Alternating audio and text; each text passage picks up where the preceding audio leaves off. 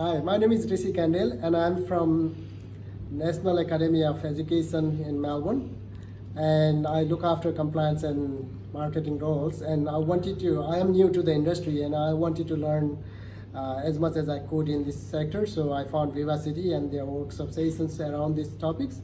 And after attending this session for 2 days, I found it very informative and knowledge based, and it covers many hands-on approaches.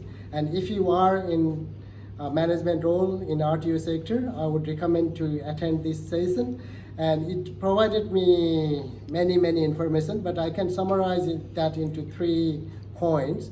One is the managing self-management, especially as a leader of the organization.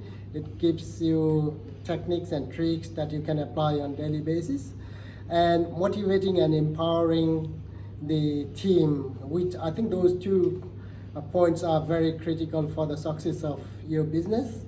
And the third item I found, and I wasn't even aware of, was how many sources and avenues are there for funding. Okay, thank you.